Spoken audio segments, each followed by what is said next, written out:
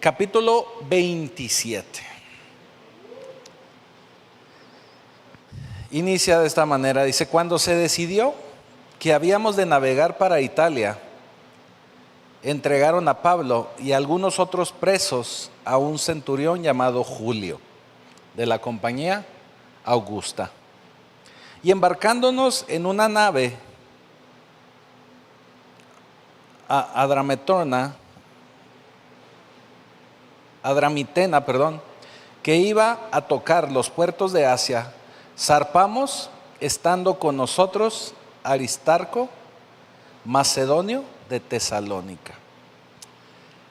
Aquí lo que nos está diciendo el autor, que sabemos que el autor del libro de los Hechos es Lucas, es que Pablo se embarca en esta travesía, van rumbo a Italia, pero no iba solo, iba junto con otros prisioneros, y todos iban bajo la custodia de un centurión llamado Julio. Nuevamente el autor utiliza la primera persona para referirse a este viaje donde iban a embarcarse junto a Pablo, y también menciona que iba otro de los discípulos de Tesalónica y ambos iban acompañando a Pablo, por lo cual podemos concluir que Lucas también iba en este viaje. También se estaba embarcando ahí junto con Pablo en este viaje. Versículo 3. Al otro día llegamos a Sidón, y Julio, tratando humanamente a Pablo, le permitió que fuese a los amigos para ser atendido por ellos. Y haciéndonos a la vela, desde ahí navegamos a Sotavento de Chipre, porque los vientos eran contrarios. Habiendo atravesado el mar frente a Cilicia y Panfilia, arribamos a Mira, ciudad de Licia. Y hallando ahí el centurión una nave alejandrina que zarpaba para Italia, nos embarcó en ella. Así que emprenden este viaje, nos va narrando la travesía y finalmente nos dice que los mandan a otra nave. Vaya, me refiero a que no hay mucho ahí que extraer de ese pasaje. Versículo 7 dice: navegando muchos días despacio y llegando a duras penas frente a Génido, porque nos impedía el viento, navegamos a Sotavento de Creta frente a Salmón. Y costeándola con dificultad llegamos a un lugar que llaman Buenos Puertos, cerca del cual estaba la ciudad de Lasea. Tuvieron una gran dificultad. Ya desde aquí nos empieza el autor a narrar cómo estaban los vientos en contra y estaban batallando para llegar a los lugares a los que tenían que llegar. Y curiosamente llegan a una ciudad o a un lugar, un puerto, que le llamaban Buenos Puertos, ¿verdad? Entonces, pues el Señor ahí acompañándolos en todo momento. Y habiendo pasado mucho tiempo y siendo ya peligrosa la navegación, por haber pasado ya el ayuno, Pablo les amonestaba. Aquí es bien interesante porque luego podemos pasar por alto este versículo, pero podemos darnos cuenta que los vientos se habían vuelto en contra y la navegación iba lenta porque ya estaban entrando en el otoño, ya iban rumbo al invierno, entonces ya estaba cambiando el clima y se estaba volviendo complicada la navegación. Cuando él se refiere que ya había pasado el ayuno, está hablando que ya había terminado el Yom Kippur, la fiesta del Yom Kippur. Si usted recuerda cuando predicamos acerca de las fiestas de otoño, del Yom Kippur, que es el día de la expiación, esta celebración es en el mes de septiembre-octubre. Digo, de acuerdo al calendario judío, pero en nuestro calendario normalmente cae finales de septiembre-octubre. Entonces, esa era la fecha en la que estaba navegando Pablo, ya por ahí de las lunas de octubre. Pero en esos mares donde estaban, los vientos ya iban en contra, ya se estaba acercando el invierno. Por eso Pablo les amonestaba y les decía: es que ya vamos tarde, nos debimos haber embarcado semanas atrás. Diciéndoles: varones, veo que la navegación va a ser con perjuicio y mucha pérdida, no solo del cargamento y de la nave, sino también de nuestras personas. Eso era lo que les decía Pablo. Pablo estaba tratando de evitar un desastre porque estaba viendo que las condiciones no eran las correctas. Y no solamente estaba hablando del peligro que ellos corrían, sino que también podían perder la nave y obviamente el cargamento. Versículo 11. Pero el centurión daba más crédito al piloto y al patrón de la nave que a lo que Pablo decía. O sea, le creía más al capitán, al piloto de la nave, que lo que estaba Pablo diciendo. Y siendo incómodo el puerto para invernar, o sea, para pasar más tiempo ahí, la mayoría acordó zarpar también de ahí por si pudiesen arribar a Fenice, puerto de Creta, que mira al noroeste y sudeste, e invernar ahí. Era lo que estaban ellos planeando y era lo que estaban esperando. Pero debemos ver que Pablo, aún y con estas situaciones que estaban viviendo y aún y con las amonestaciones que él les hacía, Pablo no se estaba saliendo de la voluntad de Dios. Él seguía siendo obediente a Dios y él de alguna manera buscaba la seguridad no solo de él, sino de todos los viajantes, porque él sabía que tenía una encomienda de parte de Dios y necesitaba llegar a Roma. Y eso era lo que también Dios estaba buscando o esperando de él. Acuerdan zarpar, pero los pasajeros pues están a punto de experimentar una gran tormenta. Debemos también saber que aún y ahorita lo vamos a leer, ellos van a experimentar esta tormenta. El que una persona experimente una tormenta no significa que está fuera de la voluntad de Dios. Y dice así, versículo 13.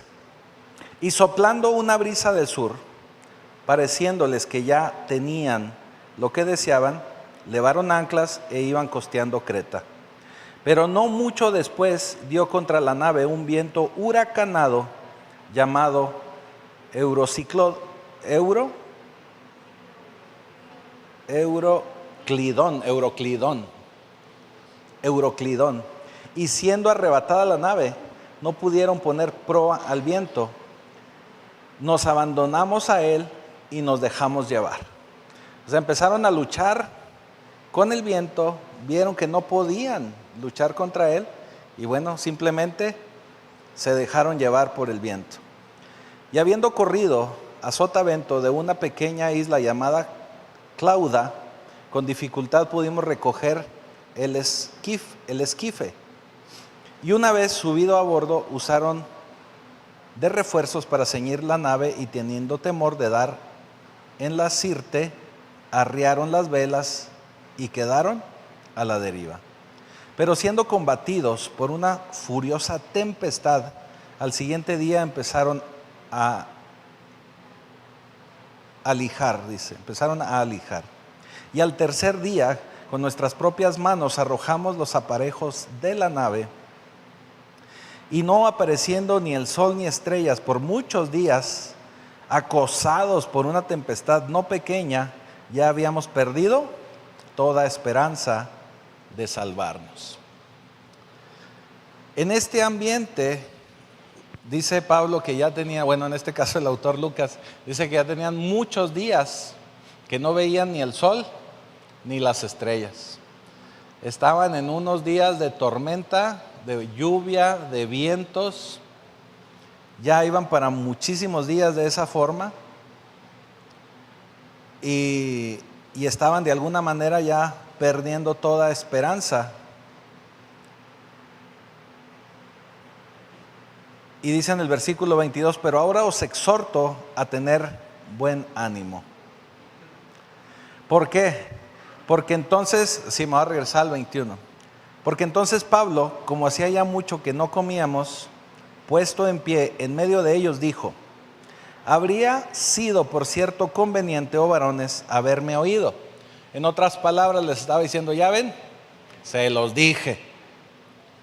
Les dije que no era momento ni era tiempo de movernos, pero no me quisieron escuchar. Y no zarpar de Creta tan solo para recibir este perjuicio y pérdida. Eso significa que estaban asustados, habían perdido el sentido del tiempo porque no veían ni sol ni estrellas, ya no sabían cuántos días tenían metidos en la tormenta. Y me imagino que entre el miedo, entre que no sabían cuántos días pasaban ni cómo los estaban pasando, pues ya tenían buen rato sin comer. Entonces Pablo le dice, oigan, vamos todos a calmarnos, vamos a comer, vamos a alimentarnos y para poder seguir sosteniéndonos con ánimo.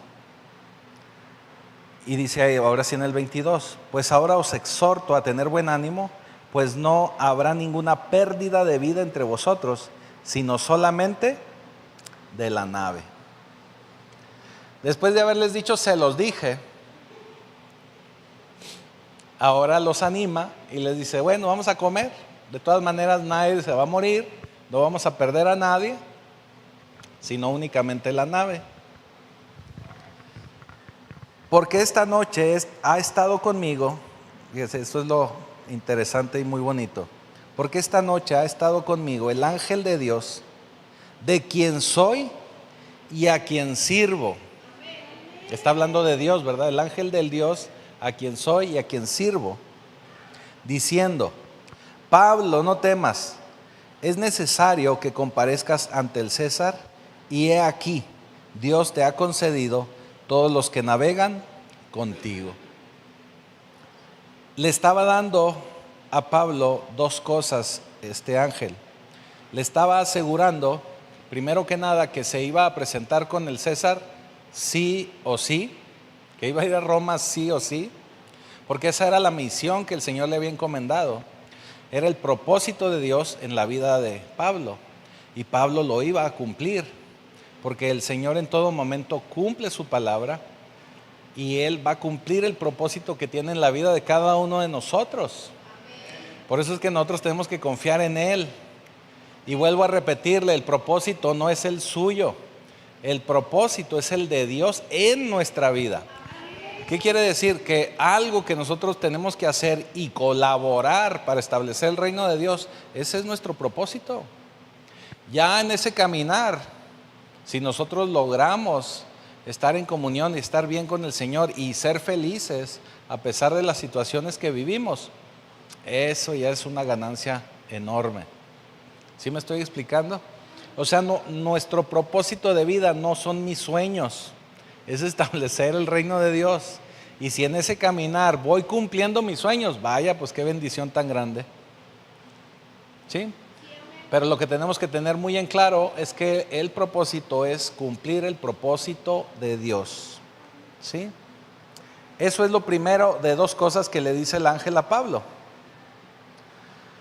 No vas a morir porque tienes que cumplir un propósito. Y lo segundo que le dice es que todos los que van acompañando a Pablo estaban también protegidos por esta protección divina. También estaban dentro del paquete y ninguno de ellos se iba a perder. Yo pienso que no necesitaban un seguro de viaje mejor que ese, ¿verdad? Que llevar a Pablo ahí con ellos. Así que Pablo los exhortaba a tener confianza, pues Dios es fiel para cumplir sus promesas. Y les decía, no tengan miedo. Es más, les decía, vamos a comer, vamos a echarnos un pancito, para cobrar ánimo, para cobrar fuerzas y poder seguir adelante. ¿Sí? ¿Qué nos quedamos? ¿25? Por tanto, oh varones, tened buen ánimo, porque yo confío en Dios, será así como se me ha dicho. Con todo es necesario que demos en alguna isla. Venida la 14ª noche, fíjese, ¿cuál noche era? Eso quiere decir que ya tenían casi 15 días en ese movimiento de que no veían ni luz, ni sol, ni estrellas. Por eso le digo que ya habían pasado muchos días y no sabían si era de día, si era de noche o era de qué. Lo único que había era vientos y tormenta. Y siendo llevados a través del mar Adriático, a la medianoche, los marineros sospechaban que estaban cerca de tierra. Estaban cerca de llegar a un lugar con tierra. Y echaron la sonda. Hallaron 20 brazas y pasando un poco más adelante volvieron a echar la sonda y hallaron 15 brazas. Para darle más o menos un contexto, la sonda era algo que bajaban para ir midiendo la profundidad del agua. Y las brazas a las que hace aquí mención, una braza en promedio, se supone que medía alrededor de 1.80 metros, casi 2 metros. Entonces la primera vez que bajan la sonda, quiere decir que estaban navegando a una profundidad de aproximadamente 40 metros. Y cuando vuelven a medir ya iban a 30 metros. Eso quiere decir que iba bajando el nivel del agua, se iban acercando a la tierra, o se iban acercando a tierra. ¿Sí? Y temiendo dar en escollos, o sea, pegar en las piedras, naufragar, echaron 4 anclas por la popa y ansiaban que se hiciese de día. O sea, estaban esperando que se hiciese de día a ver si podían ver algo. Entonces los marineros procuraban huir de la nave y echando el esquife al mar, aparentaban como que querían largar las anclas de proa. O sea, bajaron la lanchita, la lancha esa en la que podían bajar del barco. Y luego el pretexto era, no, es que vamos a jalarle al ancla a ver si la podemos hacer más para allá. Pero no, el plan que tenían era subirse a la lanchita y ya no volver. Lo que estaban planeando era irse. Pero Pablo dijo al centurión y a los soldados, si estos no permanecen en la nave, vosotros no podéis salvaros. O sea, tenemos que estar todos juntos, porque si no, no vamos a podernos salvar todos juntos, así como el Señor nos lo prometió. Pablo pone en alerta al centurión y le dice que no puede bajarse nadie. Cuando comenzó a amanecer, Pablo exhortaba a todos que comiesen diciendo, este es el 14º día que veláis y permanecéis en ayunas sin comer nada. Por tanto os ruego que comáis por vuestra salud, pues ni aun un cabello de la cabeza de ninguno de vosotros perecerá. O sea, ningún cabello se apellidaba Pérez, ¿verdad? Ningún cabello perecerá. Todos se iban a salvar. Mira, ya les cayó entendieron el chiste como 2 horas después. Pero ya iban en el 14º día y no habían comido. Por eso Pablo los exhortaba a cobrar ánimo y a que comieran. Dice, no les va a pasar nada, coman. Y él se puso a comer para que lo vieran y para darles confianza. Porque dice en el 35, y habiendo dicho esto, tomó el pan y dio gracias a Dios en presencia de todos y partiéndolo comenzó a comer. Esto es bien interesante. Entonces todos, teniendo ya mejor ánimo, comieron también. Algo que tenemos que decir en este pasaje es que en los tiempos en los que sabemos que son difíciles o que son complicados, tenemos que seguir confiando en Dios. Y puede haber algunos días que ni siquiera nos da hambre porque estamos preocupados, asustados, pensativos. Y puede ser entendible, pero tenemos que cobrar ánimo, porque tenemos que entender que Dios es nuestra provisión y Dios es nuestro auxilio. Por eso Pablo posteriormente escribe en Filipenses, capítulo 4, versículos 6 y 7, y dice, por nada estéis afanosos, sino sean conocidas vuestras peticiones delante de Dios, en toda oración y ruego con acción de gracias. Por eso aquí dice que habiendo dicho esto, tomó el pan y dio gracias a Dios en presencia de todos. Y dice en el 7, y la paz de Dios, que sobrepasa todo entendimiento, guardará vuestros corazones y vuestros pensamientos en Cristo Jesús.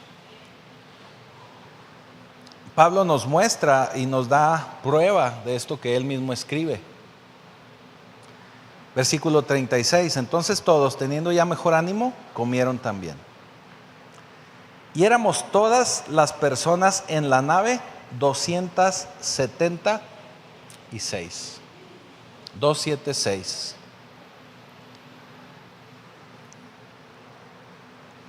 Y ya satisfechos, aligeraron la nave, echando el trigo al mar. Eso me sonó a mí como que ya nadie tiene hambre, ya todos se llenaron. Órale pues, nada de harinas. Para afuera las harinas. La dieta a partir de hoy, ¿verdad? Para afuera las harinas.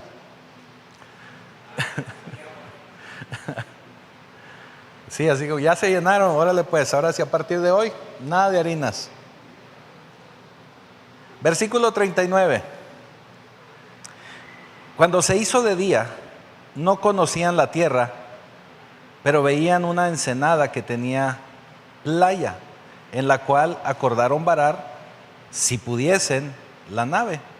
Cortando pues las anclas, las dejaron en el mar, alargando también las amarras del timón, e izada al viento la vela de proa, enfilaron hacia la playa. Pero dando en un lugar de 2 aguas, hicieron encallar la nave y la proa hincada quedó inmóvil. La popa se abría con la violencia del mar. Es decir que encalla el barco de una parte. No soy experto en esto de la navegación marítima, pero me imagino que encalla el frente de la nave, pero la parte de atrás, pues con las aguas estaba siendo golpeada y se iba abriendo. La nave empezó a quebrarse a causa de las olas y tuvieron que nadar hacia la orilla. Versículo 42. Entonces los soldados acordaron matar a los presos para que ninguno se fugase nadando. Pero el centurión, fíjese, el centurión, queriendo salvar a Pablo, les impidió este intento y mandó que los que pudiesen nadar se echasen los primeros y saliesen a tierra. Y los demás, parte en tablas, parte en cosas de la nave, y así aconteció que todos se salvaron saliendo a tierra. Ciertamente aquí el autor nos habla y nos dice que el centurión es el que evitó que se diera esta masacre porque quería salvar a Pablo, pero tenemos que entender que quien verdaderamente estaba cuidando y salvando y protegiendo a Pablo, pues era Dios mismo. Era Dios mismo por medio del centurión que no permitió que le pasase nada a Pablo y obviamente a ninguno de los pasajeros. Los que pudieron nadar fueron los primeros que salieron. Yo me imagino que a ver quién sabe nadar, órale, aviéntese. Este es su momento de brillar. Árale al agua. Y los que no sabían nadar, bueno, pues agárrese de lo que pueda, de un barril, de una tabla, de una mesa, de lo que pudiesen tomar para poder llegar a la playa. Esto nos lleva al capítulo 28. Estando ya a salvo, supimos que la isla se llamaba Malta. Llegan a Malta. No es Malta de Malta, tiene un marcapasos, es Malta, así nada más.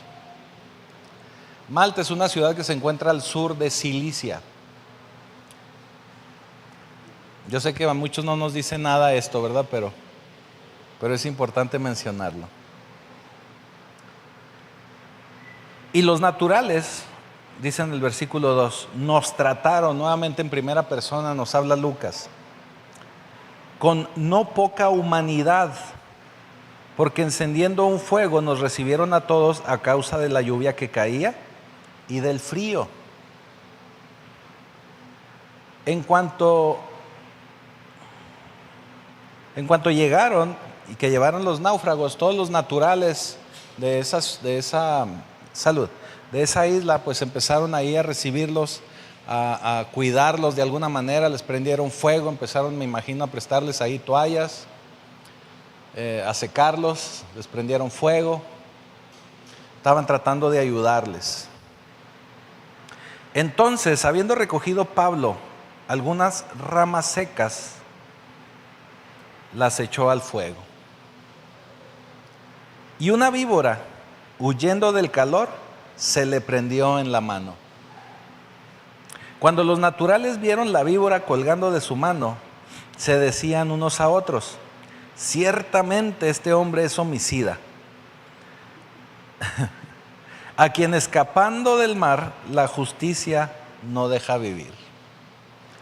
¿Qué es lo que están tratando de decir aquí los naturales de esta isla?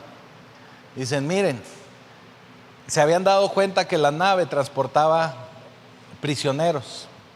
Obviamente para ellos pues era gente que tenían delitos, que debían cosas, prófugos de la ley, vamos a decirlo así. Muy probablemente cuando vieron a Pablo y que se le prende la víbora, dijeron, este ha de ser de lo peor, este ha de ser un asesino serial o algo así. Y como se pudo salvar del naufragio, pues obviamente el destino, la justicia, los dioses en los que ellos creían, no lo quieren dejar escapar, y por eso lo mordió la víbora. Por gacho, por maloso, qué bueno, así ha de ser. Eso fue lo primero que pensaron. Por maloso. Pero cuando los naturales,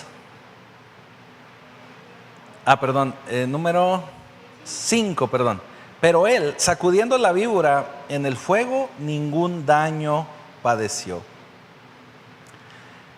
Ellos estaban esperando que él se hinchase o que cayese muerto de repente, mas habiendo esperado mucho, o sea, yo me imagino que nomás estaban viendo a Pablo y nomás lo estaban cuidando. Y, ay, híjole, no le pasa nada. Oye, ¿cuál es el que mordió la víbora? Ese. Y no se ha caído, no. No se le hincharon ni los labios. No le hizo ni alergia. Digo, porque ya ve que hay gente que se hincha así de la cara y todo. ¿Verdad, Mario? Así le pasa a mucha gente, me han platicado. Por una hormiga, imagínense una víbora.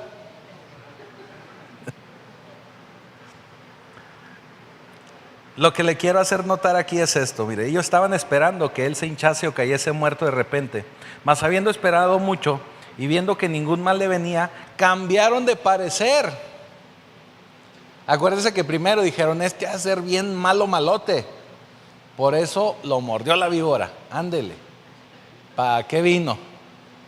Pero cuando vieron que no le pasó nada, dijeron, no, este es un Dios, este tiene poderes, este algo ha de tener, ¿verdad? Tiene poderes. Esto es bien interesante porque podemos ver cómo es voluble el ser humano. Podemos ver cómo el ser humano cambia de parecer de un momento a otro. Es extremista y es muy subjetivo y es muy, nos falta mucho discernimiento. Podemos pensar una cosa y lo que era lo mejor que nos podía pasar en la vida en unas horas más tarde puede ser lo peor, o al revés, lo que era peor ahora puede ser lo mejor. Así somos muy volubles. Por eso el Señor nos enseña en su palabra que no podemos ser como las olas del mar, que van y vienen. No podemos ser de esos que van y vienen, no podemos estar cambiando constantemente de nuestra forma de parecer. No podemos cambiar de ánimo, cosa que sucedía con estos habitantes de Malta. Cambiaron inmediatamente de parecer y de ser un supervillano se convirtió en un superhéroe.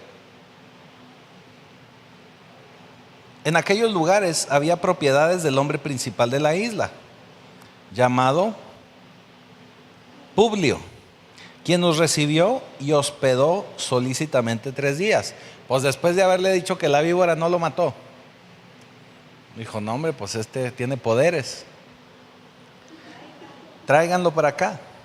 Y aconteció que el padre de Publio estaba en cama, enfermo de fiebre y disentería, Y entró Pablo a verle, y después de haber orado, le impuso las manos, y ¿qué cree? Le sanó. Habiendo hecho esto, también los otros que en la isla tenían enfermedades venían y eran sanados, los cuales también nos honraron con muchas atenciones, y cuando zarpamos nos cargaron de las cosas necesarias. Aquí viene interesante y bien importante. Tenemos que entender que nuestro proveedor siempre y en todo momento es Dios. Y como lo habíamos visto en los capítulos anteriores y sobre todo en los primeros capítulos, cuando se empieza a manifestar el Espíritu Santo, siempre que hubo un milagro, siempre que se manifestaba el poder del Espíritu Santo, tenía un objetivo muy concreto de parte de Dios. ¿Era para que la gente creyese o era para que la gente tuviese testimonio? Así lo fuimos viendo, por eso estuvimos revisando todo el libro de los Hechos. Si usted nos fue siguiendo estas 14 semanas, debe recordar eso. Siempre que había un milagro de parte de Pablo, se cumplía y se cubría una necesidad, un propósito específico de Dios. No era que Pablo trajera el poder a todos lados y tirara rayos y todo. No. Eran los momentos específicos, en los momentos que se necesitaba y que el Señor necesitaba que así se manifestase. ¿Sí? Ahora, aquí en la isla se empiezan a manifestar estos milagros de sanidad. Y el primer milagro es que mismo Pablo no se enferma ni le pasa nada con la serpiente. ¿Cuál era el objetivo final de Dios? Que le dieran hospedaje, que lo cuidaran bien y que al final lo proveyeran de todo lo necesario para continuar el viaje. Ese era el propósito. O sea, si no hubiese mostrado ese poder por medio de la serpiente y si no hubiese sanado a todas las personas que sanó, la gente no hubiese estado agradecida para haberle cuidado, protegido y dado todo lo que le dio para poder continuar con el viaje. ¿Sí se fija? O sea, siempre el Señor es muy específico en lo que hace y siempre es muy, se me fue la palabra, intencional en lo que hace. Entonces no es nada más de ir y orar y que se manifieste el poder del Señor. Si no es momento o si no hay un propósito de Dios en eso, no va a suceder. Pero si sí lo hay, créame que va a suceder. ¿Cómo vamos a saber la diferencia? Pues no vamos a saber. Por eso tenemos siempre que orar, por eso tenemos siempre que orar por los enfermos, por eso tenemos siempre que orar por todo. Orar sin cesar y orar por los enfermos. Versículo 11.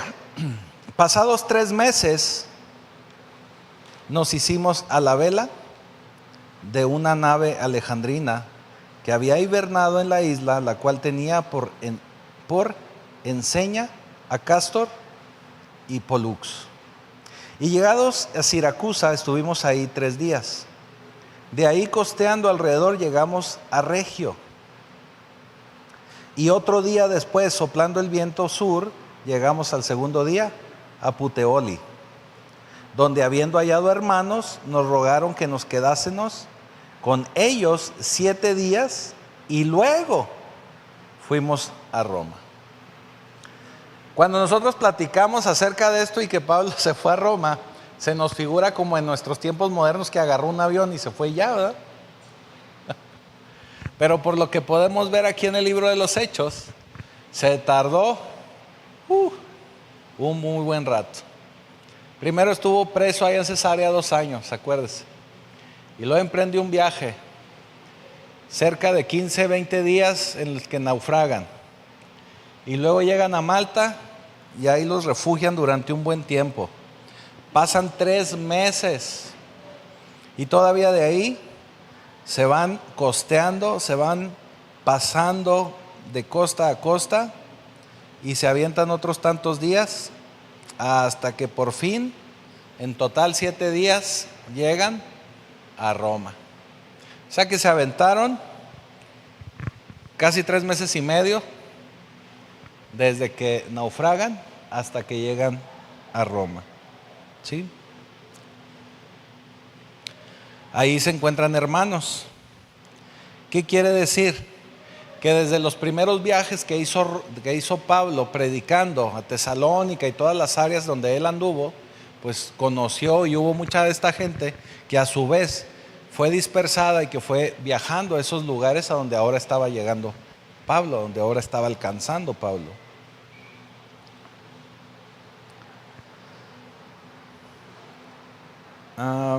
Y luego fuimos a Roma. Dice, de donde oyendo de nosotros los hermanos salieron a recibirnos hasta el foro de Apio y las 3 tabernas. Y al vernos, Pablo dio gracias a Dios y cobró aliento.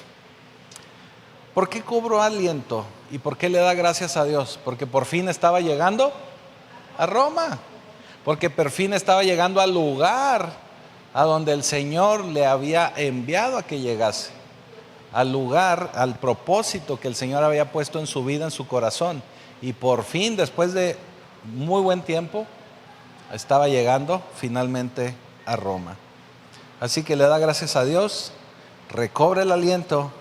Y es como cuando nosotros después de un viaje llegamos a la casa y decimos, ay, híjole, por fin, hasta que llegamos. Cuando llegamos a Roma, nos dice Lucas, el centurión entregó los presos al prefecto militar. Pero a Pablo, fíjese, se le permitió vivir aparte con un soldado que le custodiase. Nuevamente podemos ver cómo el Señor toma el control de la vida de Pablo y lo va cuidando y le dan vida VIP, porque no se lo llevan con todos los demás presos, sino que primero durante el viaje lo va custodiando en un centurión y obviamente con sus soldados. Y llegando a Roma lo entrega a otro soldado para que sea su guarura, para que sea su guarro, en lo que Pablo puede estar viviendo aparte en un departamento que tenían ya previamente rentado en Airbnb para Pablo, ahí en Roma, con all inclusive, sí, todo incluido ahí. Y va Pablo a vivir ahí aparte. Finalmente, Pablo predica en Roma. Versículo 17. Aconteció que 3 días después de haber llegado a Roma, Pablo convocó a los principales de los judíos. Acuérdese que a Pablo siempre le encantaba primero llegar y predicar en las sinagogas. Siempre era lo primero que hacía. ¿Por qué? Porque para Pablo era más fácil mostrarle a la gente que era experta en la ley cómo nuestro Señor Jesucristo venía a cumplir con todas las profecías de la ley y cumplía con la ley y los profetas. Era la promesa, el cumplimiento de todo lo que la ley y los profetas venía prometiéndole al pueblo de Israel. Por eso Pablo le gustaba primeramente llegar ahí. Ya después de acabar o de desgastarse ahí en la sinagoga, finalmente salía a los gentiles. Entonces dice, después de 3 días Pablo convocó a los principales de los judíos, a los cuales luego que estuvieron reunidos les dijo, yo, varones hermanos, no habiendo hecho nada contra el pueblo, ni contra las costumbres de nuestros padres, he sido entregado preso desde Jerusalén en manos de los romanos, los cuales, habiéndome examinado, me querían soltar. Y eso es cierto, lo vimos varias veces, que lo querían soltar. Inclusive el último gobernador con el que estuvo Pablo dijo, si no hubiese apelado al César, pues lo dejábamos ir. Entonces era cierto todo lo que les estaba diciendo Pablo. Por no haber en mí ninguna causa de muerte, pero oponiéndose los judíos me obligaron a apelar a César. No porque tenga que acusar a mi nación. Así que por esta causa os he llamado para veros y hablaros. Porque por la esperanza de Israel, ¿quién es la esperanza de Israel? Nuestro Señor Jesucristo. Por la esperanza de Israel el Mesías, estoy sujeto con esta cadena. O sea, a causa de Jesucristo es que estoy cautivo. A causa de Jesucristo es que he tenido que venir hasta acá con ustedes.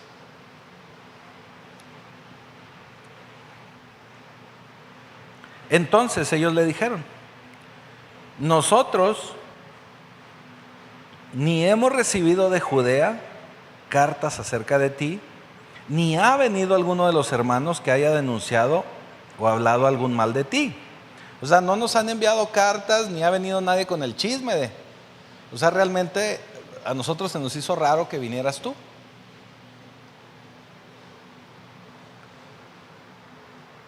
Pero queríamos oír de ti lo que piensas, porque de esta secta nos es notorio que en todas partes se habla contra ella. O sea, no nos han mandado carta, nadie ha venido con el chisme, pero nos han llegado rumores y queremos hablar, o sea, hablar contigo y saber de ti. ¿Qué rollo y qué onda traes con esta secta? Con esto que llaman cristianos, con esto que le llaman el camino. O sea, necesitamos que tú nos expliques qué está pasando. Y miren que le estaban dando la oportunidad que les explicara, que no lo estaban ni acusando de nada, ni estaban con un previo juicio de lo que estaba aconteciendo.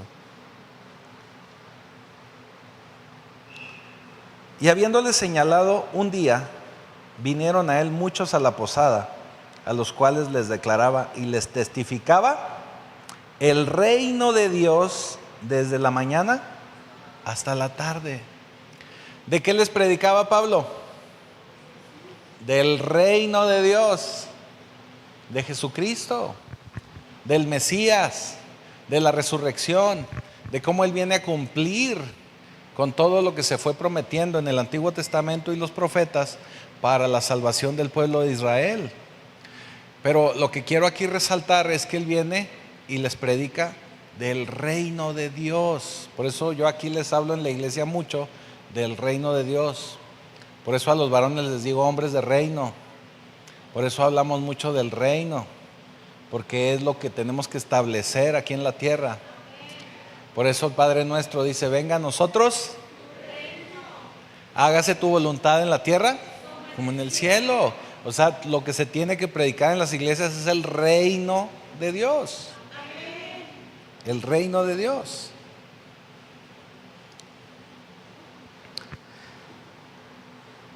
Así que les señaló un día, se pusieron de acuerdo y les declaraba y les testificaba del reino desde la mañana hasta la tarde, persuadiéndoles acerca de Jesús, tanto por la ley de Moisés como por los profetas. Por eso les digo, él siempre por medio de la palabra de Dios, obviamente el Antiguo Testamento, él mostraba cómo el Antiguo Testamento, ¿me le bajas poquito, Paul? Cómo él mostraba cómo el Antiguo Testamento ya hablaba de Jesús y cómo se fue cumpliendo y cómo se cumplía la palabra en Jesús. Versículo 24. Y algunos asentían, o sea, algunos al estarlo escuchando decían: oh, sí es cierto, a lo que decía, pero otros no le creían. Y es lo normal, vamos a decir, es lo que sigue pasando hasta este 2025. Hay mucha gente a la que usted le va a predicar de Jesús y va a decir: órale, sí es cierto. Yo tenía un joven que iba a una célula y cuando íbamos leyendo la palabra, decía el joven así, literal: oh, aquí está todo, mira, aquí dice la verdad. Decía. En serio, es que era un joven que se le tenía que ayudar a que dejara algunas sustancias. Y llegaba a la célula y llegaba un poquito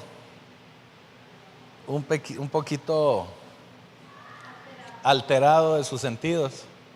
Pero cuando iba descubriendo la palabra de Dios, iba entendiendo y se le iba abriendo el panorama de la palabra de Dios. Y realmente se emocionaba mucho de lo que él mismo iba descubriendo.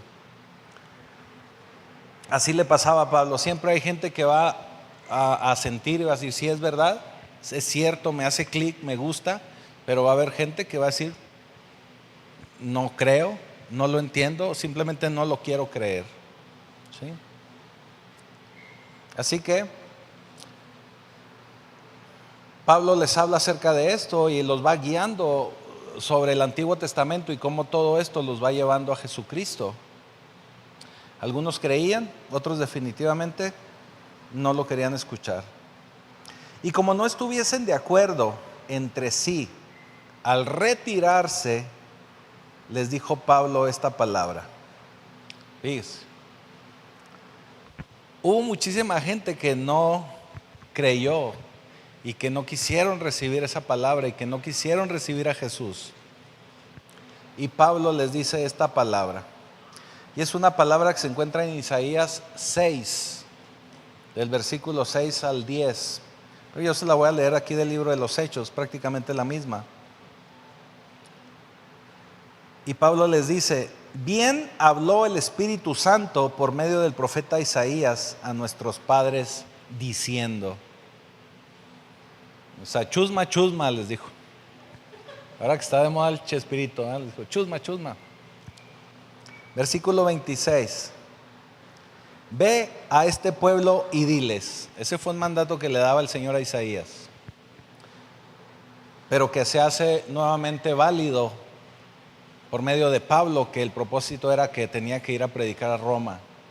Y lleva el mismo mensaje y les dice, ve a este pueblo y diles, de oído oiréis y no entenderéis, y viendo veréis y no percibiréis, porque el corazón de este pueblo se ha engrosado, y con los oídos oyeron pesadamente y sus ojos han cerrado, para que no vean con los ojos y oigan con los oídos y entiendan de corazón y se conviertan y yo los sane. En otras palabras, tenemos que ver por fe, oír por fe y creer en el Señor por fe. Y de esa manera el Señor nos va a sanar. Pero si no creemos en Él, cerramos nuestros oídos, cerramos nuestros ojos y no creemos en su palabra, pues Él no puede hacer nada con nosotros. Para Él poder obrar en nuestra vida, primeramente tenemos nosotros que creer. Por eso es que nosotros, al llegar a Cristo, recitamos y declaramos la oración que le llamamos la oración de fe, donde decimos, creemos en Jesucristo, Hijo de Dios, que fue levantado de los muertos, creo que está vivo y que me perdona. ¿Sí? Todo lo que leemos en Romanos 10, declaramos al Señor Jesucristo y declaramos su victoria sobre la muerte. Y por fe es que somos perdonados y por fe somos sanados. Pero tenemos que creerlo, tenemos que creerlo. Así que los que se rehusaron a creer, pues se molestaron obviamente. Y al escuchar de parte de Pablo decir que el Espíritu Santo tenía razón y luego les declara Isaías que todos los que fueron a esa junta conocían el pasaje de Isaías, pues haga de cuenta que pisó ahí muchos callos. Sabed pues, versículo 28, que a los gentiles es enviada esta salvación de Dios, les dice Pablo, y ellos oirán. Otra vez, porque no los vi o los agarré en frío, ¿verdad? Sabed pues que a los gentiles es enviada esta salvación de Dios y ellos oirán. Amén. Eso, así mero. ¿Por qué? Porque gracias a que mucho pueblo judío no recibió, no quiso creer, es que ahora nosotros somos los que tenemos esta salvación, esta gracia de parte de Dios. Por eso el Señor puso en pausa al pueblo de Israel, lo tiene en pausa y está trabajando ahora con nosotros, todo el pueblo gentil, todos los que nosotros no somos de nacimiento del pueblo de Israel, pero que creemos en Jesucristo, somos estos gentiles a los que nos está llegando esta salvación. Así que el regalo de la gracia de Dios no queda y nunca va a quedar sin apreciarse. ¿Qué le trato de decir con esto? Que siempre va a haber alguien, y sucede en la actualidad, siempre va a haber alguien a quien usted le va a predicar, a quien usted le va a hablar y no lo van a recibir, no lo van a apreciar. Pero así como hay alguien que lo va a rechazar, siempre va a haber alguien que lo va a aceptar. O sea, el regalo de Dios nunca va a quedar sin que nadie lo aprecie. Siempre va a haber alguien que lo va a recibir con gusto y con agrado. Así que cuando Pablo dijo eso, cuando hubo dicho esto, los judíos se fueron teniendo gran discusión entre sí. Se fueron discutiendo, me imagino que algunos enojados, algunos tratando de entender, pero principalmente molestos que no entendían lo que estaba sucediendo. Versículo 30. Y Pablo permaneció 2 años enteros en una casa alquilada, ya ven, un Airbnb, all inclusive, y recibía a todos aquellos que a él venían. O sea, tenía su célula en casa, predicando nuevamente. ¿Qué predicaba? El reino de Dios, otra vez. ¿Sí se va dando cuenta? Y enseñando acerca del Señor Jesucristo, abiertamente y sin impedimento, sin que nadie se lo prohibiese.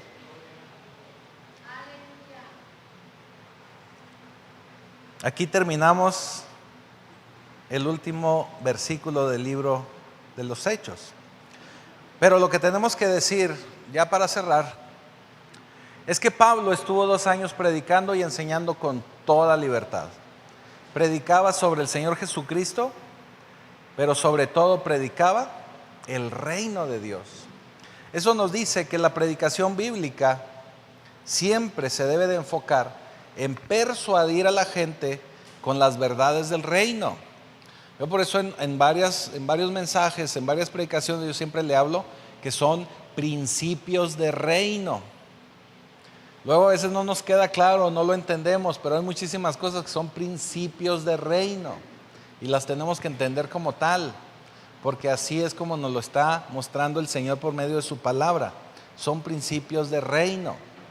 Por eso no podemos predicar por medio de emociones. Por eso no es nada más emocionarlo y que usted sienta bonito.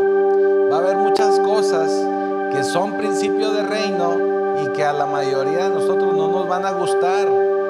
Pero como son principios de reino, son cosas que tenemos que obedecer y cosas que tenemos que hacer.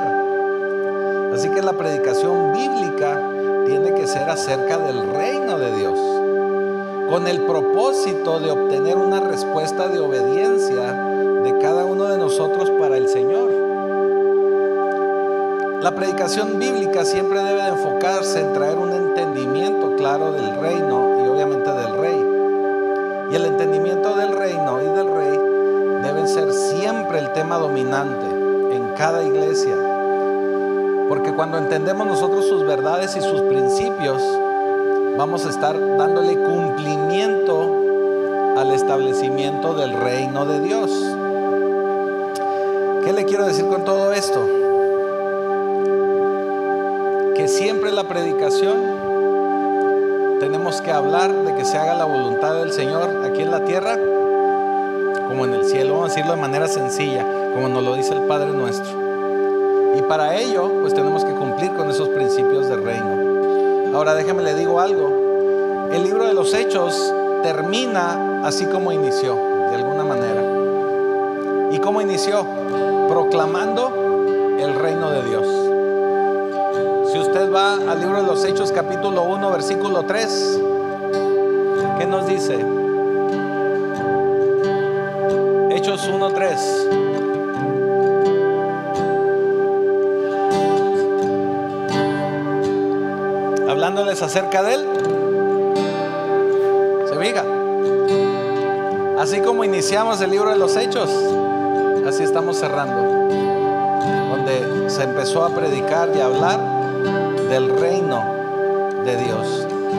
¿Y cómo vamos a hablar del reino de Dios? Por medio de su Espíritu Santo, que es quien nos da poder, quien nos da el denuedo y nos da el conocimiento del Señor.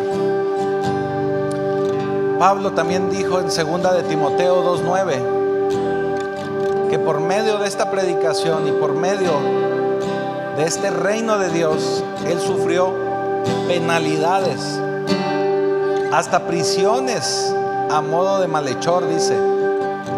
Mas la palabra de Dios no está presa. Así que a través del libro de los Hechos hemos visto el cumplimiento de la promesa de Jesucristo. ¿Y cuál fue esa promesa? El empoderamiento por medio del Espíritu Santo. Mucha gente habla del libro de los Hechos como un libro histórico. Y sí, pero también podemos ver el mover del Espíritu Santo a través de cada uno de sus personajes y de cada uno de estas personas que intervienen en este libro. El Espíritu Santo siempre va a hacer su trabajo cuando usted se convierte en un testigo de Jesucristo. Cuando usted aprenda a vivir bajo la sumisión del Espíritu Santo y a mantener las reglas del reino, el Espíritu Santo lo va a guiar. Cuando usted vive debajo de esta gran cobertura, de esta gran sombrilla de la agenda de Dios y su reino, el Espíritu Santo lo va a guiar a lo largo de todo el viaje de su vida. Eso es lo que tenemos que quedarnos en claro después de haber leído todo el libro de los Hechos. Y otra cosa más, Dios siempre cumplirá su propósito, el propósito de Dios en usted. Siempre. Y para finalizar, como todo pastor, ¿verdad? Ya voy cerrando. El libro de los Hechos se sigue escribiendo hasta el día de hoy. Es el único libro que, si se dio cuenta, no tiene un final, no dice fin, no dice amén. Terminamos de observar y de ver lo que sucede con Pablo, pero el libro de los Hechos se sigue escribiendo día a día en su vida, en la vida de cada uno de ustedes. Porque si ustedes viven bajo este mover del Espíritu Santo, usted sigue viviendo en el libro de los Hechos. Porque usted sigue siendo un testigo fiel del mover de Dios. Así que tal vez, y solo tal vez, el próximo capítulo del libro de los Hechos tienes tú establecido. Pero permite, Señor, que cada uno de nosotros podamos tener el entendimiento, podamos tener la sensibilidad y podamos tener, Señor, el entendimiento de vivir bajo tu protección, bajo tus reglas, bajo tus principios de reino, y poder ser dirigidos con tu Espíritu Santo para poder cumplir con la asignatura que tienes para cada uno de nosotros. Y ya te damos gracias, Señor. Ya te damos gracias en el poderoso nombre de Jesucristo. Amén.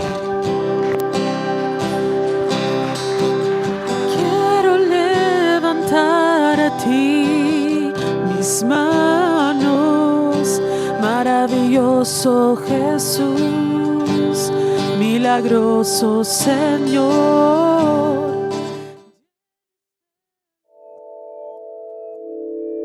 Presencia